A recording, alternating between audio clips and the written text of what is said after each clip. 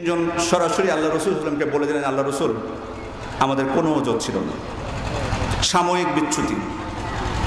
আল্লাহ রসুল ইসলাম বললেন যে আমি তোমাদের ব্যাপারে কিছুই বলতে পারবো না, ক্ষমা করতে আমি পারবো না তোমাদেরকে।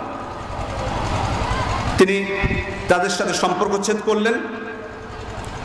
এবার কাব বিন মালিক বলছেন যে আমার দুই সাথী হেলাল বিন উমাইয়া এবং মুরারা বিন রবি, তারা তো খুব কষ্ট পেল, তারা বাড়িতেই বসে থাকলো, বাড়িতে বসে কান্নাকাটি করছিল, মন খারাপ করলো। কিন্তু আমি মসজিদে আসতাম, মসজিদে এসে আল্লাহ রসুল ইসলামকে সালাম দিতাম, সালাম দিয়ে আবার তাকিয়ে থাকতাম যে উনি ঠোঁট নাড়াচ্ছেন কিনা, আমার সালামের উত্তর দিচ্ছেন কিনা। একদিক থেকে দিলে যদি উত্তর না পেতাম, আমি আরেক দিক থেকে যে আল্লাহ রসুল ইসলামকে সালাম দিতাম, দেখতাম যে তিনি আমার সালামের জবাব দিচ্ছেন কিনা। সাহাবে ইকরাম যেখানে যে মজলিসগুলোতে বসেছিলেন, সেখানে যে আমি তাদের সাথে বসে কথা বলার চেষ্টা করতাম, কিন্তু কেউ কথা বলতো না। এক পর্যায়ে দেখলাম যে একটা বাগানের কাছে আমার চাচাতো ভাই, আমার খুব আন্তরিক বন্ধু আবু কাতাদা, সে বসে আছে, সে একাই, ওখানে কেউ নাই।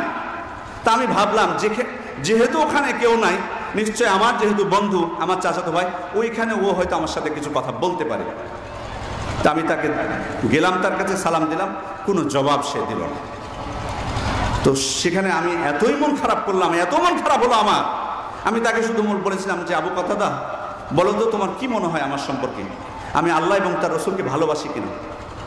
আবু কাতাদা উত্তর দিয়েছিলেন যে আল্লাহ আলাম, আল্লাহ তাআলাই ভালো জানেন। আর কোনো উত্তর দেন না। উনি বলছেন যে এবার আমার দুই চোখ দিয়ে পানি বের হওয়া শুরু হলো, আমার দুই সাথী তো কাঁদতেছে বাড়িতে বসে থেকে, এবার আমিও থামতে পারলাম না, আমিও সহ্য করতে পারলাম না। নিজের আপন মানুষ, সে আমার কথায় উত্তর দিচ্ছে না।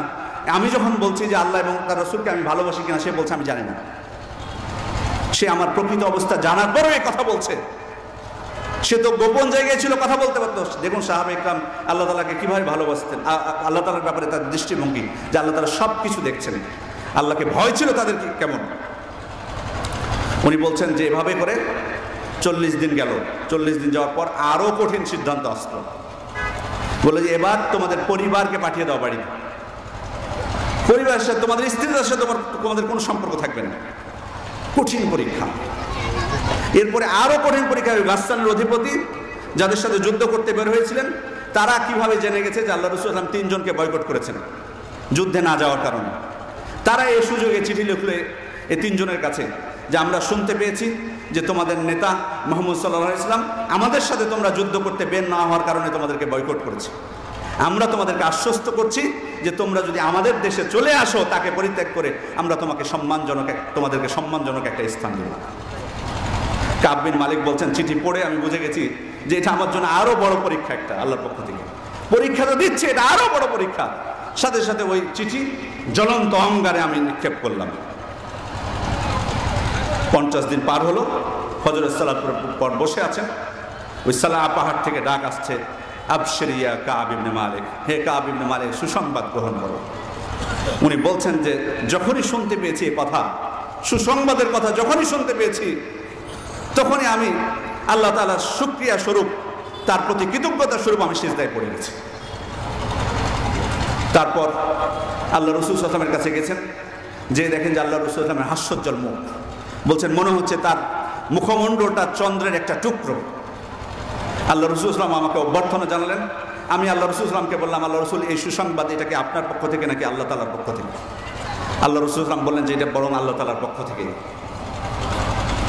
সাহাবা ইকরাম ওই সময় এই 3 জনকে অভ্যর্থনা জানাচ্ছিলেন, শুধু মারহাবা দিচ্ছিলেন, এতই খুশি তারা। এই 3 জনের যে অবস্থা হয়েছে, তারা কিন্তু খুশি হননি। আমাদের সমাজে মানে আমাদের অবস্থাটা আপনারা খেয়াল করে দেখবেন, এটা বাস্তবতা, মানতে হয়তো কষ্ট হতে পারে যে আমাদের কোনো ভাইদের যদি এরকম কোনো বিপদে পড়ে আমাদের কি অবস্থা হয়। বরং আমরা অনেকে খুশি হই যে ঠিক আছে, যুদ্ধে যাসনি তো ঠিকই, সাজাটা ভালোই হয়েছে, এরকম মন মানসিকতা আমাদের। কিন্তু সাহাবা ইকরাম সেটা হয়নি, তারাও মন খারাপ করেছেন। আর যখনই আয়াত নাজিল হয়ে গেছে তাদের বিষয়ে, স্বয়ং আল্লাহ তাআলাই সার্টিফাই করেছেন তাদেরকে, তখন সবাই খুশি হয়ে গেছেন। এমনকি বর্ণিত আছে যে সাহাবা ইকরাম তারা খুশিতে তাদের নিজেদের সম্পদ দান করে দিচ্ছিলেন। সুবহানাল্লাহ। তাদের মুসলিম ভাইয়ের জন্য, নিজের জন্য না, নিজের জন্য তো তারা করেছেন। কাব বিন মালিক বলছেন আল্লাহ রাসূল সাল্লাল্লাহু আলাইহি ওয়াসাল্লামকে, আল্লাহ রাসূল আমি আমার সমস্ত সম্পদ দান করে দিব। তখন আল্লাহ রাসূল বললেন যে তোমার কিছু অংশ তুমি বাদ দিয়ে তুমি দান করো। তখন তিনি বললেন, খাইবারের গনিমত হিসেবে আমি যেটা পেয়েছিলাম শুধুমাত্র সেটাই আমার কাছে রাখলাম, বাকিটা আমি দান করে দিলাম। সুবহানাল্লাহ, খেয়াল করুন।